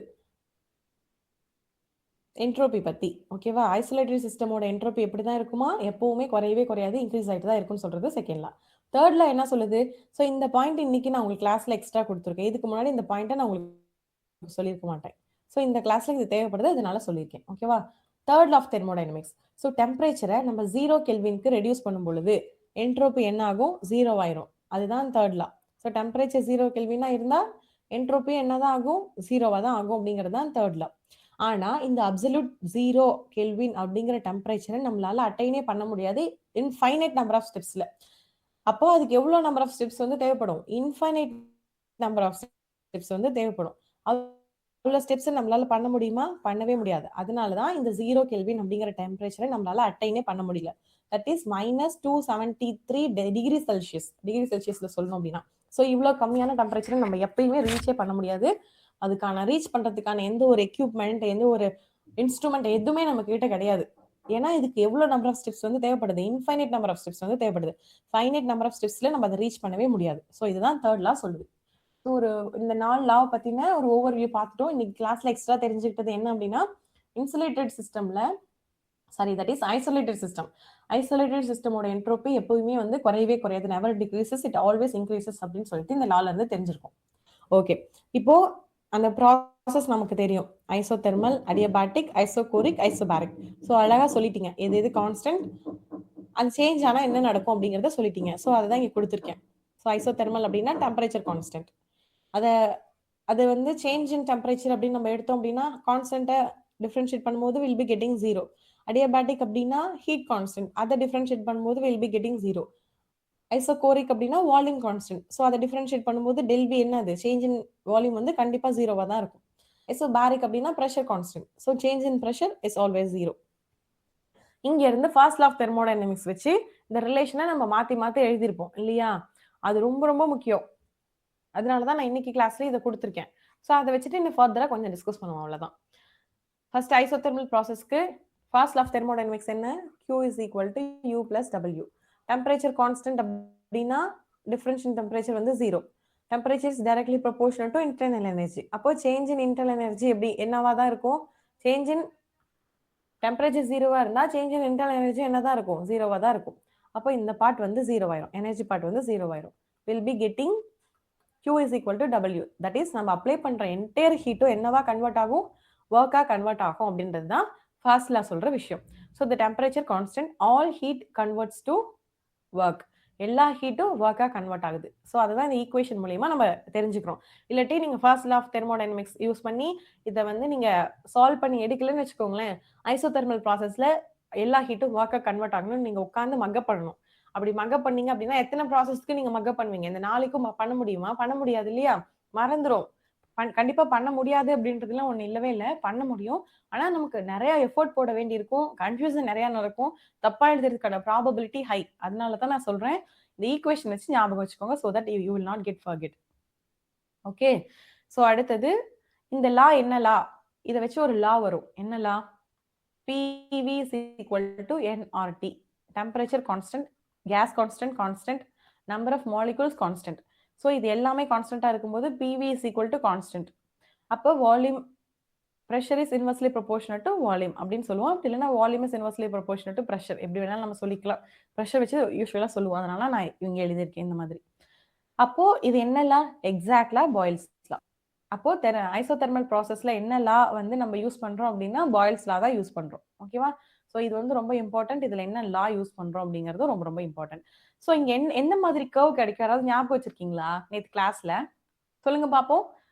ஐசோதெர்மல் ப்ராசஸ்ல பிவி கர்வ்ல கிடைக்கக்கூடிய அந்த கிராஃப் எப்படி கிடைக்கும்? அதுக்கு ஒரு பேர் சொல்லியிருக்கேன்ல, அந்த பேர் ஞாபகம் இருக்குங்களா? பேரப்ளோவா ma'am? Hyperbola. Very good. Hyperbola. Parabola. சரி, ஓகே மேம், பரவாயில்ல. பேரபோலா, ஹைப்பர்போலான்னு எது பக்கத்துல வந்துட்டீங்களா, பெரிய விஷயம் தான். Very good sir, very good. So hyperbola இல்லைங்களா? அடியபாட்டிக்ல, ஐசோகோரிக்ல, ஐசோபாரிக்ல இது மூணுக்கும் உங்களுக்கு ஞாபகம் இருக்குங்களா? யாராவது சொல்லுங்க பார்ப்போம். ஐசோபாரிக்ல எப்படி இருக்கும் PV diagram? Horizontal ma'am. Horizontal. Very good ma'am. ஐசோகோரிக்ல vertical ma'am. Vertical. Very good. அடியபாட்டிக்ல எப்படி இருக்கும் PV diagram? Steeper. Very good sir, very good, very good. Steeper hyperbola. So யூஸ்வலா ஹைப்பர்போலா இப்படி இருக்கும். இது கொஞ்சம் ஸ்டீப்பரா இருக்கும். இப்படி இருக்கும், உடனே சடனா வந்துடும். Very good, super. நேற்று கிளாஸ் எல்லாம் பக்காவா கவனிச்சிருக்கீங்க. போய் படிச்சிட்டீங்களாட்டுக்கு எல்லாமே இல்ல? So happy, I'm very happy by hearing your answers. So ஒவ்வொன்றுக்கும் கிராஃப் எப்படி இருக்கும் நமக்கு தெரியும். இங்க யூஸ் ஆகுறதுல பாயில்ஸ்லா. அடுத்து அடியாபாட்டிக் ப்ராசஸ். அடியாபாட்டிக் ப்ராசஸ்ல திருப்பி ஃபர்ஸ்ட்லாம் நம்ம அப்ளை பண்ணோம். Q is equal to U plus W. Adiabatic ப்ராசஸ்ல ஹீட் கான்ஸ்டன்ட். ஸோ இந்த பார்ட் 0 ஆயிரும். அப்போ internal energy is equal to minus ΔW கிடைக்கும். அப்போ நம்ம இங்க வெளியில இருந்து நமக்கு ஹீட் கிடைக்காதனால நம்மளோட எனர்ஜி தான் நம்ம என்னவா பண்ணணும், ஒர்க் பண்ணணும். நம்மளோட எனர்ஜி யூஸ் பண்ணி தான் ஒர்க் பண்ணணும். அப்படி நம்ம எனர்ஜி யூஸ் பண்ணும்போது என்ன ஆகும், அது குறையும். அதை இண்டிகேட் பண்றதுக்காக தான் இந்த நெகட்டிவ் சைன். ஓகேவா? ஸோ நோ ஹீட் எக்ஸ்சேஞ்ச், ஏன்னா இது அடியாபாட்டிக் ப்ராசஸ். அப்போ மேம் வந்து மாத்தி சொன்னாங்க இல்லையா டெம்பரேச்சர் அப்படின்னு சொல்லிட்டு. மேம் இது நல்லா ஞாபகம் வச்சுக்கோங்க. அடியாபாட்டிக்ல ஹீட் தான் கான்ஸ்டன்ட். ஓகேவா? டெம்பரேச்சர் கான்ஸ்டன்ட் இல்ல, ஹீட் கான்ஸ்டன்ட். டெம்பரேச்சர் கான்ஸ்டன்டா இருந்தா அது ஐசோதெர்மல் ஆயிடும். ஓகேவா? சரி, ஓகே. அடுத்து work done at expense of internal energy. எக்ஸ்பென்ஸ்னா என்ன? செலவு பண்றோம்னு அர்த்தம் இல்லையா? அப்போ ஒர்க் எப்படி நடக்குதா? இன்டர்னல் எனர்ஜியை வந்து எக்ஸ்பென்ஸ் பண்றதுனால நடக்குது, இன்டர்னல் எனர்ஜி வந்து செலவு பண்றதுனால நடக்குது அப்படிங்கிறது தான் இந்த ஈக்குவேஷன் சொல்ற அந்த மீனிங். ஓகேவா? ஸோ இது எந்த லா ஃபாலோ பண்ணுது? இருக்கிற எல்லா லாவை விட இது கொஞ்சம் டிஃப்ரெண்டா இருக்கும். PV gamma is equal to constant அப்படின்னு சொல்லியிருப்போம். ஸோ இந்த காமா தான் adiabatic index, adiabatic exponent, specific heat ratio இதெல்லாம் சொல்லியிருப்போம். இதனுடைய வேல்யூ என்ன? Gamma is equal to CP divided by CV. இதுதான் இதனுடைய வேல்யூ. ஸோ அடியாபாட்டிக் ப்ராசஸ் நம்ம டிஸ்கஸ் பண்ணி முடிச்சிட்டோம். அடுத்த process isochoric process. Volume constant, change in volume 0. அப்போ PV is equal to work done அப்படின்னு நமக்கு தெரியும். pressure is always constant in all process. most of the processல pressure வந்து கான்ஸ்டன்டா தான் இருக்கும். அப்போ எது சேஞ்ச் ஆகும்? வால்யூம் தான் சேஞ்ச் ஆகும். வால்யூம் சேஞ்ச் ஆனா ஒர்க்கும் சேஞ்ச் ஆகும். அப்போ சேஞ்ச் இன் வால்யூம் வந்து 0. அப்போ இந்த பார்ட் ஃபுல்லா 0 ஆயிடும். அப்போ ஒர்க் டன் என்ன ஆயிடும்? 0 ஆயிடும். அகைன் நம்ம என்ன பண்ணோம்? இப்போ ஒர்க் டன் 0 அப்படின்னு நமக்கு தெரிஞ்சிச்சு. ஃபர்ஸ்ட் லா ஆஃப் தெர்மோடைனமிக்ஸ் எழுதணும். Q is equal to U plus W. இப்போ W வந்து இந்த இடத்துல 0 ஆயிடுச்சு. அப்போ நம்ம அப்ளை பண்ற மொத்த ஹீட்டும் என்னவா கன்வெர்ட் ஆகுது? இன்டர்னல் எனர்ஜியா கன்வெர்ட் ஆகுது. தட் இஸ் டெம்பரேச்சரா கன்வெர்ட் ஆகுது இல்லையா? அப்போ இங்க வால்யூம் கான்ஸ்டன்டா இருக்கும்போது நோ ஒர்க் டன். ஆமா தானே? ஒர்க் டன் வந்து 0. No work done. All heat changes internal energy. எல்லா ஹீட்டும் என்னவா கன்வெர்ட் ஆகுது? இன்டர்னல் எனர்ஜியா கன்வெர்ட் ஆகுது. That is Q is equal to del U. So இந்த ப்ராசஸ்லாம் இப்போ இப்படிதான் உங்களுக்கு இருக்கும், கொடுத்துருப்பாங்க. நீங்க இந்த புக்ல பாத்தீங்கன்னாலும் இந்த மாதிரி ஒரு கண்டென்ட் வந்து கொடுத்துருப்பாங்க. ஸோ இந்த ஃபர்ஸ்ட் லா ஆஃப் தெர்மோடைனமிக்ஸ் வச்சு நீங்க இந்த இந்த ஈக்குவேஷன்லாம் சால்வ் பண்ணி எடுக்கலாம். உங்களுக்கு இதுக்கான மீனிங் உங்களுக்கு புரியுமா? நீங்க எவ்வளவு மனப்பாடம் பண்ண முடியும் சொல்லுங்க? இதுக்கான மீனிங் புரியாதுல்ல? ஸோ அதனாலதான் இந்த ஈக்குவேஷனை வந்து நம்ம டிரைவ் பண்ணி எடுக்கணும். ஓகேவா? அதை எப்படி எடுக்கணும் அப்படிங்கிறத நீங்க ஒவ்வொருத்தவங்களும் தெரிஞ்சிருக்கணும். அடுத்தது ஐசோபாரிக் ப்ராசஸ். ஐசோபாரிக் ப்ராசஸ்ல பிரஷர் வந்து கான்ஸ்டன்ட். அப்ப சேஞ்ச் இன் பிரஷர் வந்து 0. நமக்கு தெரியும் work done is equal to PV. So இதுல எது மட்டும் தான் சேஞ்ச் ஆகும்? வால்யூமும் ஒர்க் டனும் தான் சேஞ்ச் ஆகும் இல்லையா? அப்போ பிரஷர் கான்ஸ்டன்ட் அப்படின்னு சொல்லிட்டோம். மோஸ்ட் ஆஃப் த ப்ராசஸ்ல பிரஷர் கான்ஸ்டன்டா தான் இருக்கும் அப்படின்னு சொல்லிட்டோம். அப்போ இங்க ஒர்க் டன் கண்டிப்பா 0 ஆகாது இல்லையா? Pressure constant, work equals to எதுக்கு ஈக்குவலா இருக்கும்? பிரஷரையும் சேஞ்ச் இன் வால்யூமும் மல்டிப்ளை பண்ணா அதுக்கு ஈக்குவலா இருக்கும். Uses heat capacity at constant pressure CP. அதாவது நம்ம சொன்னோம் இல்லையா, என்ன சொன்னோம்? First law of thermodynamics is equal to internal energy plus work done அப்படின்னு சொன்னோம். இந்த ஒர்க் டன் தான் இங்க என்னவா இருக்கு? PdVயா இருக்கு இல்லையா? அப்போ இங்க இருக்கக்கூடிய ஹீட் கெப்பாசிட்டி என்னவா இருக்கும் அப்படின்னா எக்ஸாக்டா ஸ்பெசிபிக் ஹீட் கெப்பாசிட்டியில கான்ஸ்டன்ட் ப்ரெஷர்ல என்ன ஹீட் இருக்கோ அதே ஹீட் தான் இங்க இருக்கும். That is mCp into del T. இந்த ஹீட் தான் இங்க இருக்கும் அப்படின்னு சொல்றாங்க. ஓகேவா? இங்க இருக்கிற ஹீட் என்னவா தான் இருக்குமா? ஐசோபாரிக் ப்ராசஸ்ல ஃபர்ஸ்ட் லா ஆஃப் தெர்மோடைனமிக்ஸ்ல இருக்கக்கூடிய ஹீட் என்ன ஹீட்டா இருக்கும் அப்படின்னா which is exactly equal to heat capacity at constant pressure. Constant pressure அந்த கண்டிஷன்ல என்ன ஹீட் இருக்கோ அதே ஹீட் தான் இங்க இருக்கும் அப்படின்னு சொல்றாங்க. ஓகேவா? சோ இங்க இந்த பார்ட்டும் 0 கிடையாது, இந்த பார்ட்டும் 0 கிடையாது, இந்த பார்ட்டும் 0 கிடையாது. எதுல? ஐசோபாரிக்ல. ஓகேவா?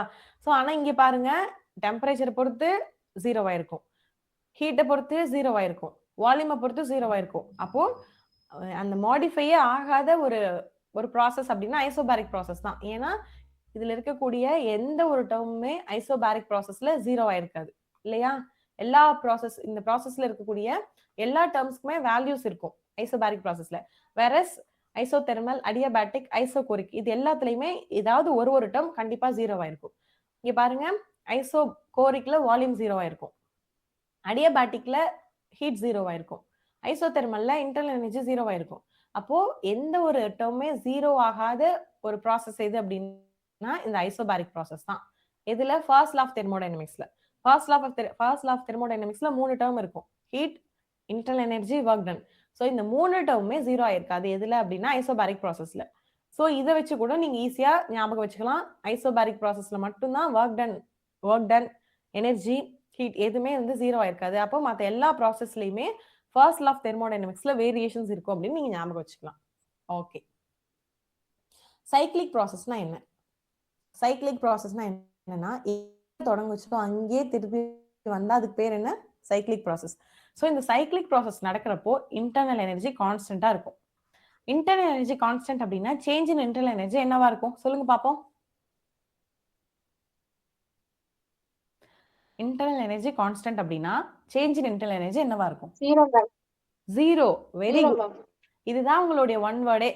சைக்கிளிக் ப்ராசஸ்ல இன்டர்னல் எனர்ஜி எப்படி இருக்கும், அதுல சேஞ்சஸ் இருக்குமா? சைக்கிளிக் ப்ராசஸ்ல இன்டர்னல் எனர்ஜி கான்ஸ்டன்டா இருக்கும். there will be no change in internal energy. ஏன் அப்படின்னா அது எங்க தொடங்குச்சோ அங்கேயே வந்து திருப்பியும் எண்ட் ஆயிடுச்சு. ஸோ ஸ்டார்டிங் பாயிண்ட்டும் எண்ட் பாயிண்ட்டும் ஒண்ணுதான். அப்போ இந்த ப்ராசஸ்ல ஃபுல்லாமே ஹீட் லாஸ், எனர்ஜி லாஸ் எதுவுமே இருக்காது. ஹீட் லாஸ், எனர்ஜி லாஸ் எதுவுமே இல்லை அப்படின்னா அங்க இருக்கக்கூடிய எனர்ஜி எப்படி இருக்கும்? கான்ஸ்டன்டா தான் இருக்கும். சைக்கிளிக் ப்ராசஸ் திருப்பியும் இந்த இடத்துல ஹீட் லாஸ் ஆச்சு அப்படின்னா திருப்பி அந்த இடத்துக்கே வந்து அது கெயின் பண்ணிக்கும். அதனாலதான் இங்க என்ன நடக்கல, சேஞ்சஸ் வந்து இன்டர்னல் எனர்ஜில நடக்கல.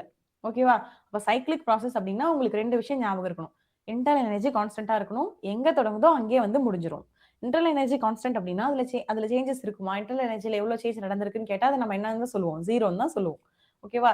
சோ எங்க தொடங்குதோ அங்க வந்து முடிஞ்சா அது சைக்கிளிக். இன்டர்னல் எனர்ஜி வந்து இந்த ப்ராசஸ்ல கான்ஸ்டன்டா இருக்கும். இந்த 2 விஷயத்தை ஞாபகம் வச்சுட்டீங்க அப்படின்னா நீங்க சைக்கிளிக் ப்ராசஸ்ல இருந்து என்ன கொஸ்டின் கேட்டாலும் solve பண்ணிருவீங்க.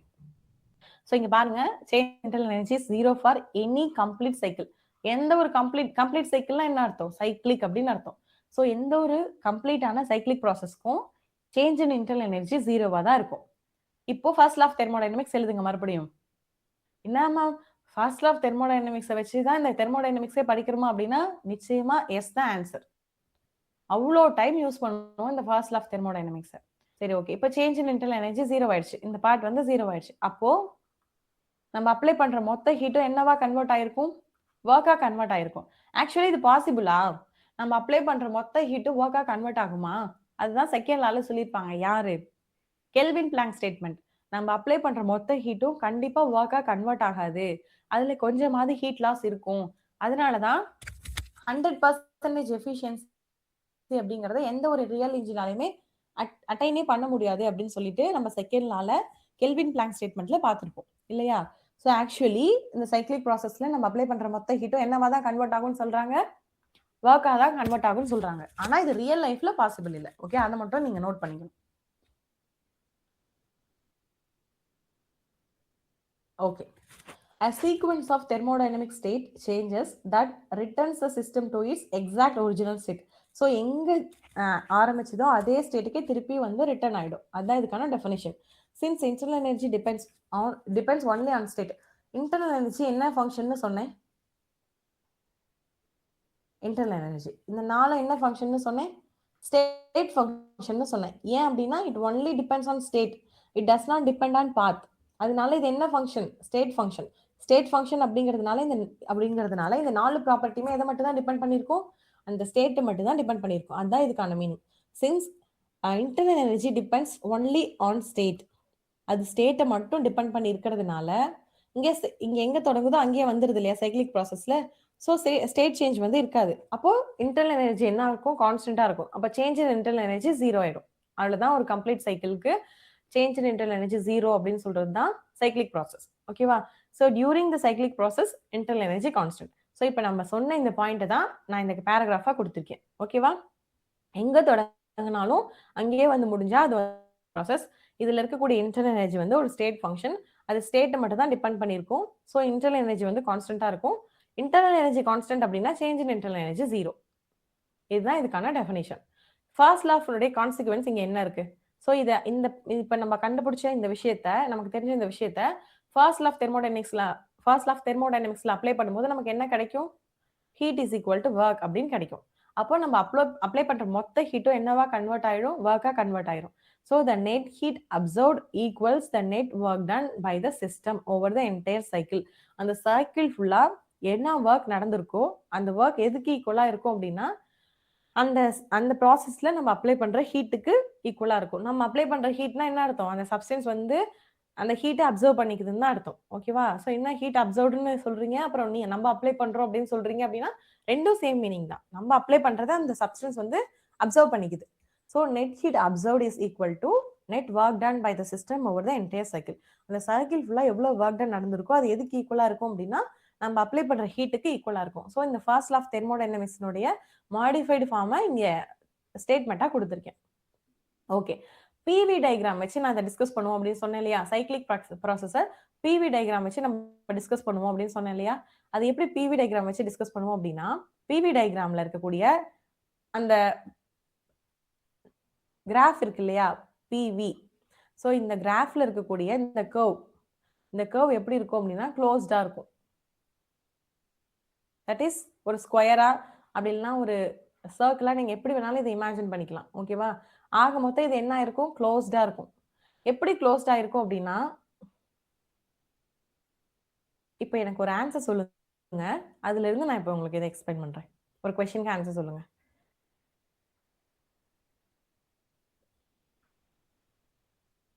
hope this will be visible. Okay, இங்க ரெண்டு கிராஃப் இருக்கு. இது என்ன டைரக்ஷன், இது என்ன டைரக்ஷன்? ஃபர்ஸ்ட் டயக்ராம் என்ன டைரக்ஷன், செகண்ட் டயக்ராம் என்ன டைரக்ஷன்? என்ன டைரக்ஷன் அப்படின்னா கிளாக் வைஸ் எது, ஆன்டி கிளாக் வைஸ் எது? First one clockwise ma'am. Very good ma'am, very good. Second one very good sir. Anti clockwise ma'am. Anti clockwise. Anti clockwise. Very good. அவ்வளவுதாங்க. Cyclic ப்ராசஸ்ல PV diagram எப்படி இருக்கும் அப்படின்னா clock வைஸ்ல இருக்கும். அதே anti கிளாக் வைஸ்ல இருந்துச்சுன்னா அது என்ன ப்ராசஸா இருக்கும்? நான் சைக்கிளிக் ப்ராசஸா இருக்கும். அவ்வளவுதான். இது ஒரு ஒன் வேர்ட். சைக்கிளிக் ப்ராசஸ்ல பிவி டயக்ராம் எப்படி இருக்கும் அப்படின்னா கிளாக் வைஸ்ல இருக்கும். அதே நான் சைக்கிளிக் ப்ராசஸ்ல பிவி டயக்ராம் எப்படி இருக்கும் அப்படின்னா, சார் கொஞ்சம் மியூட் பண்ணிக்கோங்க சார். ஆன்டி கிளாக் வைஸ்ல இருக்கும். Okay sir, okay. ஆன்சர் சொல்ல வந்தீங்களா? Okay sir, okay. Thank you. So anti கிளாக் வைஸ்ல இருக்கும். ஓகேவா? ஸோ இதுதான் ஒரு மெயினான ஒரு டிஃபரன்ஸ் சைக்கிளிக் ப்ராசஸ்க்கும் நான் சைக்கிளிக் ப்ராசஸ்க்கும். பிவி டயக்ராம் கிளாக் வைஸ்ல இருந்தா அது cyclic process, PV diagram anti கிளாக் வைஸ்ல இருந்துச்சு அப்படின்னா அது நான் சைக்கிளிக் ப்ராசஸ். ஓகேங்களா?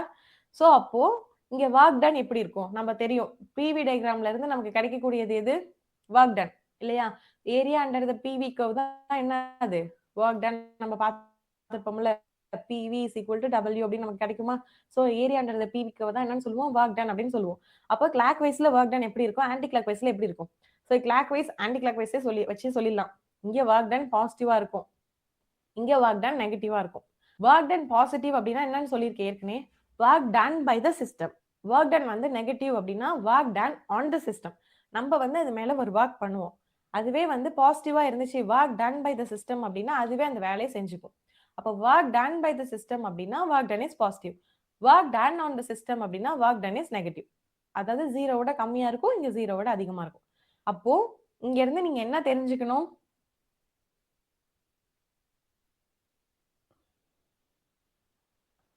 Just a minute. ஓகே, இங்க இருந்து நீங்க என்ன தெரிஞ்சுக்கணும்? சைக்கிளிக் ப்ராசஸ் அப்படின்னா எங்க ஆரம்பிச்சதோ அங்கே வந்து முடிஞ்சது அப்படின்னா அது சைக்கிளிக் ப்ராசஸ். சைக்கிளிக் ப்ராசஸ்ல இன்டர்னல் எனர்ஜி கான்ஸ்டன்டா இருக்கும். அப்போ அங்க இன்டர்னல் எனர்ஜில சேஞ்சஸ் நடக்குமா அப்படின்னா நடக்காது. அந்த ப்ராசஸ் ஃபுல்லா இன்டர்னல் எனர்ஜி கான்ஸ்டன்டா தான் இருக்கும். அங்க எந்த சேஞ்சஸுமே இருக்காது. செகண்ட் என்ன அப்படின்னா இன்டர்னல் எனர்ஜி வந்து ஒரு ஸ்டேட் ஃபங்க்ஷன். அது ஸ்டேட்டை மட்டும் தான் டிபெண்ட் பண்ணி இருக்கும் அப்படிங்கறத எக்ஸ்ட்ரா நம்ம நோட் பண்ணிக்கிறோம். ஃபர்ஸ்ட் ஆஃப் தெர்மோடைனமிக்ஸ் வச்சு மொத்த ஹீட்டும் நம்ம அப்ளை பண்ற மொத்த ஹீட்டும் ஒர்க்கா கன்வெர்ட் ஆகுது அப்படின்னு தெரிஞ்சுக்கிறோம். அந்த ஒர்க் பாசிட்டிவ் ஒர்க்கா நெகட்டிவ் ஒர்க்கா அப்படின்னு கேட்டா அது கிளாக் வைஸ், அதாவது சைக்கிளிக் ப்ராசஸா இருந்துச்சு அப்படின்னா அது பாசிட்டிவ் ஒர்க். நான் சைக்கிளிக் ப்ராசஸா இருந்துச்சு அப்படின்னா அது நெகட்டிவ் ஒர்க். சைக்கிளிக் ப்ராசஸ் நான் சைக்கிளிக் ப்ராசஸ்னு எதை வச்சு சொல்றோம் அப்படின்னா பிவி டயக்ராம் வச்சு தான் சொல்லுவோம். ஓகேவா? பிவி டயக்ராம்ல கிராஃப் வந்து அதுல இருக்கக்கூடிய கிராஃப் கிளாக் வைஸ்ல இருந்துச்சு அப்படின்னா அது சைக்கிளிக் ப்ராசஸ். ஆன்டி கிளாக் வைஸ்ல இருந்துச்சு அப்படின்னா அது நான் சைக்கிளிக் ப்ராசஸ். ஓகேவா? ஸோ கிளாக் வைஸ்ல work done is positive, work done by the system. Anti கிளாக் வைஸ்ல work done is negative, that is work done on the system. இது பார்த்தமே ஞாபகம் இருக்குங்களா உங்களுக்கு? ஹீட் வந்து பாசிட்டிவ்னா என்ன, நெகட்டிவ்னா என்ன, ஒர்க் டன் பாசிட்டிவ்னா என்ன, நெகட்டிவ்னா என்னன்னு சொல்லிட்டு ஒரு 2 கிளாஸஸ்க்கு முன்னாடி நான் இது ஒரு தனி ஸ்லைடாவே கொடுத்துருக்கேன். இது ரொம்ப ரொம்ப இம்பார்ட்டன்ட், ப்ராப்ளம்க்குலாம் ஹெல்ப் பண்ணும் அப்படின்னு சொல்லியிருக்கேன். பாசிட்டிவ் அப்படின்னா heat supply to the system. Negative அப்படின்னா அந்த சிஸ்டம்ல இருந்து ஹீட் வெளியில வருதுன்னு அர்த்தம். அதாவது heat released by the system. அதே ஒர்க் டன் பாசிட்டிவ் அப்படின்னா work done by the system. Work done negative அப்படின்னா work done on the system. So இங்க நம்ம எந்த ஒர்க்கும் பண்ண தேவையில்ல. ஆனா இந்த இடத்துல நம்ம என்ன பண்ணணும்? ஒர்க் பண்ணணும். நம்ம ஒர்க் பண்றதுனால இங்க நெகட்டிவ், இங்க சிஸ்டம் ஒர்க் பண்றதுனால பாசிட்டிவ். ஸோ இந்த பாயிண்ட் வந்து நமக்கு நல்லா தெரிஞ்சிருக்கணும். சரி, இப்போ நீங்க ஒரு கொஸ்டின் நீங்க என்கிட்ட கேட்கலாம், உங்களுக்கு ரைஸ் ஆயிருக்கலாம். ஆனா நீங்க என்கிட்ட கேட்கல, நானே கேட்கிறேன். மேம், சைக்கிளிக் ப்ராசஸ்ல இன்டர்னல் எனர்ஜி கான்ஸ்டன்ட்னு சொல்லிட்டீங்க, அதுக்கு கிராஃப் வந்து பாசிட்டிவா இருக்கும், ஒர்க் டன் வந்து பாசிட்டிவ்னு சொல்லிட்டீங்க. ஆன்டி கிளாக் வைஸ்ல ஒர்க் டன் வந்து நெகட்டிவ்னு சொல்லிட்டீங்க, கிராஃப் வந்து ஆன்டி கிளாக் வைஸ்ல இருக்கும்னு சொல்லிட்டீங்க. அப்போ இங்க இன்டர்னல் எனர்ஜி எப்படி இருக்கும்னு என்கிட்ட கேட்டீங்களா? அது கண்டிப்பா அந்த டவுட் உங்களுக்கு வந்திருக்கும். இங்க இன்டர்னல் எனர்ஜி கான்ஸ்டன்டா இருக்காது நான் சைக்கிளிக் ப்ராசஸ்ல. அப்போ சேஞ்ச் இன் இன்டர்னல் எனர்ஜி ஜீரோவா இருக்குமா? கண்டிப்பா இது ஜீரோவா இருக்காது. அப்ப கிராஃப் க்ளோஸ்டா இருக்குமா? தட் இஸ் அந்த சிஸ்டம் வந்து அந்த ப்ராசஸ் வந்து க்ளோஸ்டா இருக்குமா? கண்டிப்பா க்ளோஸ்டா இருக்காது. ஓப்பன் சிஸ்டமா தான் இருக்கும். புரிஞ்சுதுங்களா? ஸோ இது வந்து கண்டிப்பா இப்படி க்ளோஸ் ஆயிருக்காது.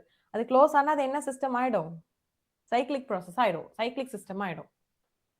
அப்போ சைக்கிளிக் ப்ராசஸ்க்கும் நான் சைக்கிளிக் ப்ராசஸ்க்குமான மேஜர் டிஃபரன்ஸ் என்ன? இங்க இன்டர்னல் எனர்ஜி கான்ஸ்டன்ட், இங்க கான்ஸ்டன்ட் கிடையாது. ஸோ இங்க சேஞ்ச் இன் இன்டர்னல் எனர்ஜி ஜீரோவா இருக்கும், இங்க சேஞ்ச் இன் இன்டர்னல் எனர்ஜி ஜீரோவா இருக்காது. ஸோ இதுதான் ரெண்டு மெயினான விஷயம். அப்புறம் இங்க PV diagram is positive clockwise, நான் சைக்கிளிக் ப்ராசஸ்ல PV diagram is anti clockwise, and work done வந்து நெகட்டிவா இருக்கும். ஸோ இந்த 4 பாயிண்ட் உங்களுக்கு கிளியரா இருந்தா போதும். இதுதான் வந்து சைக்கிளிக் ப்ராசஸ், நான் சைக்கிளிக் ப்ராசஸ். ஓகேவா? Hope you all will be clear. உங்களுக்கு கிளியரா இருக்கும்னு நினைக்கிறேன். சரி, ஓகே. அடுத்து ஹீட் இன்ஜின். ஹீட் இன்ஜின்ல இப்போ எதுக்கு இந்த சைக்கிளிக் ப்ராசஸ் படிச்சோம் அப்படின்னா அது தெரிஞ்சாதான் நம்ம இந்த இன்ஜின்லாம் எப்படி ஃபங்க்ஷன் ஆகுது அப்படிங்கறத தெரிஞ்சுக்க முடியும். ஓகேவா? ஸோ இன்ஜினோட ஃபங்க்ஷன் என்ன? நம்ம அப்ளை பண்ற தெர்மல் எனர்ஜியை ஒர்க்கா கன்வெர்ட் பண்ணும். So converting thermal energy into mechanical work அப்படிங்கிறது தான் இன்ஜினோட வேலை, இல்லையா? இன்ஜின் வேலை பார்க்கும். அது வேலை பார்க்கறதுக்கு நம்ம ஒரு ஃபியூயல் கொடுக்கணும். அந்த ஃபியூயல் தான் இங்க என்னது? Heat, thermal energy. ஓகேங்களா? ஸோ இங்க பாருங்க, இன்ஜின்குள்ள நடக்கிற ப்ராசஸ் தான் இது. ஒரு ஹாட் சோர்ஸ் இருக்கும், நடுவுல இன்ஜின் வச்சிருப்போம், அப்புறம் ஒரு கோல்டு சிங்க் வந்து இருக்கும். ஹாட் சோர்ஸ் அப்படின்னா நம்ம சோர்ஸ்ல நம்ம ஹீட் அப்ளை பண்றோம் இல்லையா, அந்த அப்ளை பண்ற இடத்துக்கு பேர் தான் சோர்ஸ். எங்க இருந்து அப்ளை பண்றோமோ அதுதான் சோர்ஸ். எங்க அப்ளை பண்ணுவோம்? இன்ஜினுக்கு அப்ளை பண்ணுவோம். ஸோ வெளியில இருந்து இன்ஜினுக்கு நம்ம ஹீட்டை வந்து அப்ளை பண்றோம். அப்படி அப்ளை பண்ணும்போது மொத்த ஹீட்டையும் அந்த இன்ஜினே எடுத்துக்குமா அப்படின்னா எடுத்துக்காது. அதுதான் செகண்ட் லா சொல்லியிருப்பாங்க இல்லையா, ஹெல்வின் பிளாங்க் ஸ்டேட்மெண்ட்ல என்ன சொல்லியிருப்பாங்க? ஸோ மொத்த ஹீட்டு ஒர்க்கா கன்வெர்ட் ஆகாதுன்னு சொல்லியிருப்பாங்க இல்லையா. ஸோ அதை இங்கே யூஸ் பண்ணணும். அப்போ கொஞ்சம் அமௌண்ட் ஆஃப் ஹீட் வந்து வேஸ்ட் ஆகும். அந்த வேஸ்ட் ஆகுறது எங்க போகும் அப்படின்னா சரௌண்டிங்க்கு போகும். அந்த சரௌண்டிங் தான் இங்க வந்து கோல்டு சிங்க் அப்படின்னு சொல்லுவாங்க. ஸோ உங்களுக்கு ஏற்கனவே நான் சொல்லியிருக்கேன், ரிசர்வியர் அப்படின்னு என்ன மீனிங்? சோர்ஸ் அப்படிங்கிறது மீனிங், இல்லையா? ஸோ இப்போ ஹாட் சோர்ஸ் அப்படின்னா ஹாட் ரிசர்வியர், கோல்டு சோர்ஸ் அப்படின்னா கோல்டு ரிசர்வியர். அதையும் தாண்டி இங்க சிங்க் அப்படின்னு ஒன்று கொடுத்துருக்காங்களா, சிங்க். சிங்க் அப்படின்னா என்ன அர்த்தம்னா கோல்டு சோர்ஸ் அப்படின்னு அர்த்தம். டெம்பரேச்சர் கம்மியா இருக்கிற ஒரு இடத்துக்கு தான் என்ன பேர் அப்படின்னா சிங்க் அப்படின்னு பேரு. ஓகேவா? ஸோ அப்ப கோல்டு சிங்க் அப்படின்னா என்ன அர்த்தம்? அது லோ டெம்பரேச்சர்ல இருக்கு அப்படின்றது அர்த்தம். ஸோ அப்ப ஹாட் சோர்ஸ் அப்படின்னா எங்க இருந்து நம்ம அந்த என்ஜினுக்கு ஹீட் கொடுக்குறோமோ அதுதான் நம்மளுடைய சோர்ஸ். ஸோ ஹீட் அந்த நம்ம அப்ளை பண்ண அந்த ஹீட்டை அந்த இன்ஜின் வந்து வாங்கிக்கும், அப்சர்வ் பண்ணிக்கும். அப்சர்வ் பண்ணதுக்கு அப்புறம் அங்க என்ன நடக்கும் அப்படின்னா அந்த மொத்த ஹீட்டையும் அது யூஸ் பண்ணி அது ஒர்க் பண்ணுமா அப்படின்னா அப்படி ஒர்க் பண்ணாது. கொஞ்சம் ஹீட்டை வந்து வேஸ்ட் பண்ணும். எப்படி வேஸ்ட் பண்ணும் அப்படின்னா அதை சரௌண்டிங்க்கு கொடுத்து வேஸ்ட் பண்ணும். ஸோ இதுதான் வந்து ஹீட் இன்ஜினுக்குள்ள நடக்கிற ப்ராசஸ். உங்களுக்கு புரியுதா? இந்த டயக்ராம் பார்த்தாலே உங்களுக்கு புரியும். ஹாட் சோர்ஸ்ல இருந்து ஹாட் சோர்ஸ் அப்படின்னா அப்ப இதனுடைய டெம்பரேச்சர் எப்படி இருக்கும்? இது வந்து யூசுவலா T2 அப்படின்னு சொல்லுவோம்.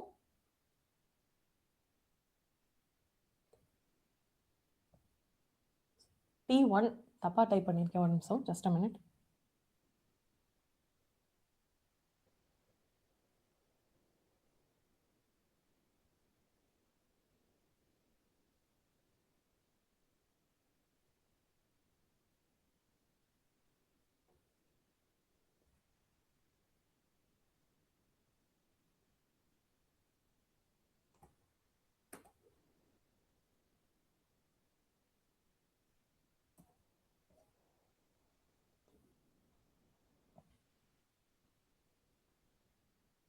ஓகே.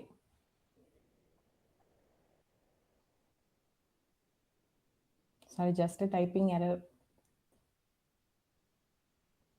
ஓகே. ஹாட் சோர்ஸ் அப்படின்னா அதனுடைய டெம்பரேச்சர் T1 அப்படின்னு சொல்லுவோம். அப்படி இல்லைன்னா TH அப்படின்னு சொல்லுவோம். கோல்டு சோர்ஸ் அப்படின்னா அதனுடைய டெம்பரேச்சர் வந்து T2 அப்படின்னு சொல்லுவோம். அப்படி இல்லைன்னா TC அப்படின்னா கோல்டு சோர்ஸோட டெம்பரேச்சர்னு சொல்லுவோம். அப்போ T1 அப்படின்னா ஹை டெம்பரேச்சர்னு அர்த்தம். T2 அப்படின்னா என்ன அர்த்தம்? லோ டெம்பரேச்சர்னு அர்த்தம். ஸோ இது ஏன் நான் இந்த T1, T2, TH, TCன்னு மென்ஷன் பண்றேன் அப்படின்னா உங்களுக்கு எப்படி வேணாலும் கொடுப்பாங்க. ஓகேவா? இப்போ கார்னட் இன்ஜின்ல நீங்க படிச்சிருப்பீங்களா, efficiency 1 minus T2 divided by T1 அப்படின்னு படிச்சிருப்போம். ஸோ இந்த இடத்துல T1 அப்படிங்கிறது எதனுடைய டெம்பரேச்சர்? ஹாட் சோர்ஸ்னுடைய டெம்பரேச்சர். T2 அப்படிங்கிறது கோல்டு சோர்ஸ்னுடைய டெம்பரேச்சர். ஓகேவா? ஸோ இது வந்து நீங்க ஞாபகம் வச்சுக்கணும்.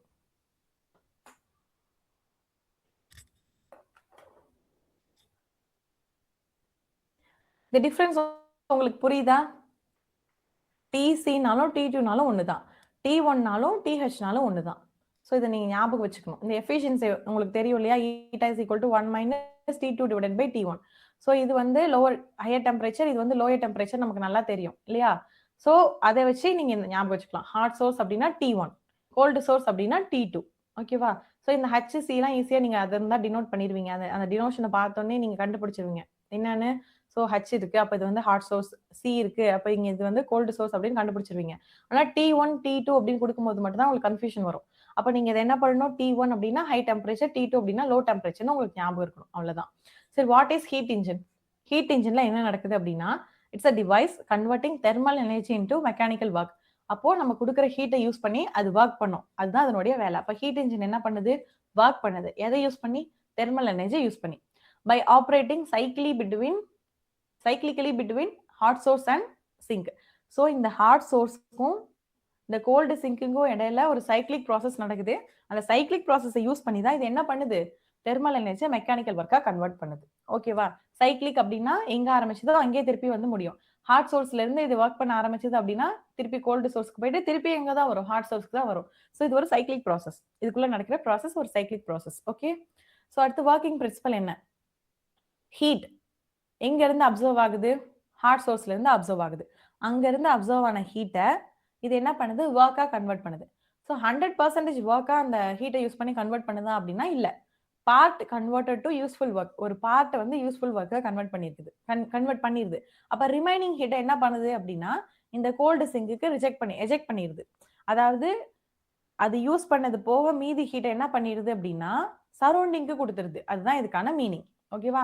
ஸோ இங்க இருந்து அப்சர்வ் பண்ண மொத்த ஹீட்டையும் 100% ஒர்க்கா கன்வெர்ட் பண்றது இல்ல. கொஞ்சம் ஹீட்டை எங்க கொடுத்துருது அப்படின்னா கோல்டு சிங்க்கு கொடுத்துருது. அப்போ ஒர்க் டன் வந்து கண்டிப்பா நம்ம இது வந்து Q1 வச்சுக்கோங்க. Q1 இது Q2 இல்லையா?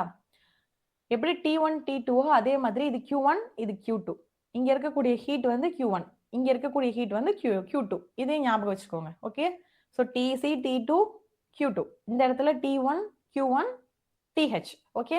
ஸோ இது எல்லாம் எதை ரெப்ரசென்ட் பண்ணுது? ஹாட் சோர்ஸை ரெப்ரசென்ட் பண்ணுது. இது எல்லாத்தையும் எதை ரெஃபர் பண்ணுது அப்படின்னா இந்த கோல்டு சோர்ஸை ரெஃபர் பண்ணுது. ஓகேவா? ஸோ அப்போ இங்க இருந்து இதை அப்சர்வ் பண்ற இந்த Q1 அப்படிங்கிற ஹீட்டை ஃபுல்லா ஒர்க்கா கன்வெர்ட் பண்ணுதா அப்படின்னா இல்ல. பாதி ஹீட் எங்க கொடுத்துருது? கோல்டு சோர்ஸ்க்கு கொடுத்துருது. அப்போ இந்த ரெண்டு டெம்பரேச்சரையும் மைனஸ் பண்ணிட்டோம் அப்படின்னா எவ்வளவு ஒர்க் நடந்திருக்கு அப்படின்னு நமக்கு தெரிஞ்சிடும். ஓகேவா? ஆமா தானே?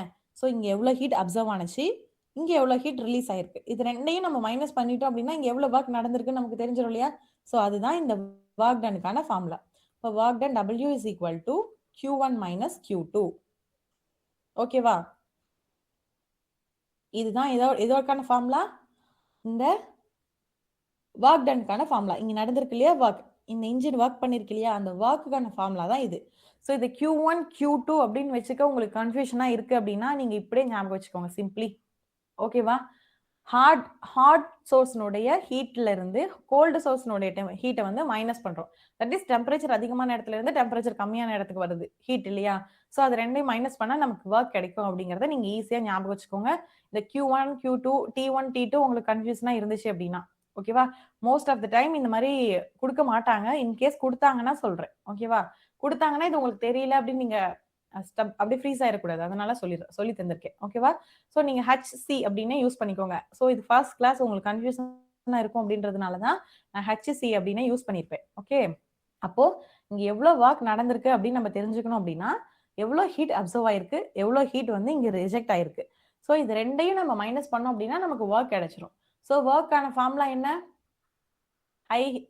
ஹை சோர்ஸ்ல ஹாட் சோர்ஸ்ல என்ன ஹீட் இருக்கு மைனஸ் கோல்டு சோர்ஸ்ல என்ன ஹீட் இருக்கு. இது ஏன் நான் திரும்ப சொல்லிட்டே இருக்கேன்னா இப்ப நம்ம ஃபார்முலா வச்சு ப்ராப்ளம் சால்வ் பண்ணுவோம். அப்போ ஒர்க் கண்டுபிடிக்க சொல்லுவாங்க. அப்போ ஒர்க்கான ஃபார்முலா தெரிஞ்சாதான் நம்ம அந்த ஒர்க்கே கண்டுபிடிக்க முடியும். ஓகேவா? So higher heat minus lower heat. Temperature அதிகமான இடத்துல இருந்து நமக்கு கிடைக்கிறது ஹையர் ஹீட். டெம்பரேச்சர் கம்மியான இடத்துல இருந்து நமக்கு கிடைக்கிறது லோயர் ஹீட். அப்போ work done is equal to QH minus QC அப்படிங்கிறது நமக்கு நல்லா ஞாபகம் இருக்கணும். ஓகே? இப்போ நான் ப்ராப்ளம் சால்வ் பண்றப்ப இந்த ஃபார்முலா கேட்பேன். You have to answer. So அப்புறம் எஃபிஷியன்சி நமக்கு தெரியும். கார்னாட் என்ஜின்ல எஃபிஷியன்சி என்ன?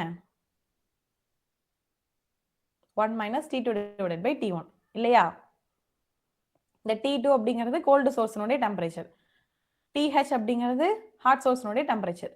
அப்போ eta is equal to W divided by Q1 அப்படிங்கிறது தான் ஃபார்முலா. தட் இஸ் ஹாட் சோர்ஸ்னுடைய ஹீட். ஸோ இந்த இடத்துல நான் உங்களுக்கு ஒன்று சொல்ல விரும்புகிறேன். என்ன அப்படின்னா ஹீட் அப்படின்னாலும் டெம்பரேச்சர் அப்படின்னாலும் இந்த இன்ஜினை பொறுத்த வரைக்கும் ஒன்று தான். நீங்கள் எங்கெல்லாம் டெம்பரேச்சர்னு போடுறீங்களோ அங்கெல்லாம் நீங்கள் ஹீட்டுன்னு போடலாம். எங்கெல்லாம் நீங்கள் ஹீட்டுன்னு போடுறீங்களோ அங்கே டெம்பரேச்சர்னு போடலாம். எதை பொறுத்த வரைக்கும்? இந்த இன்ஜினை பொறுத்த வரைக்கும். அதனால நீங்கள் வந்து இங்கே கன்ஃபியூஸ் ஆகிக்க தேவையில்லை. ஓகேவா? என்ன மேம் எஃபிஷியன்சி ஃபார்முலா வச்சு இதை சொல்லிட்டு இருக்கீங்க அப்படின்னா ஏன்னா அதுவும் இதுவும் சேமா தான் இருக்கும். ஆனால் நம்ம லெட்டரை டினோட் பண்றப்ப அது வேற வேற தான். ஆனா கான்செப்ட் சேம் கான்செப்ட் தான். மேல வந்து கோல்டு சோர்ஸ்னுடைய டெம்பரேச்சர் இருந்துச்சு அப்படின்னா இங்க கோல்டு சோர்ஸ்னுடைய ஹீட் இருக்கும். கீழே வந்து ஹாட் சோர்ஸ்னுடைய டெம்பரேச்சர் இருந்துச்சு அப்படின்னா இங்க வந்து ஹாட் சோர்ஸ்னுடைய ஹீட் இருக்கும். அந்த கம்பாரிசனுக்காக உங்களுக்கு சொல்றேன். ஓகேவா?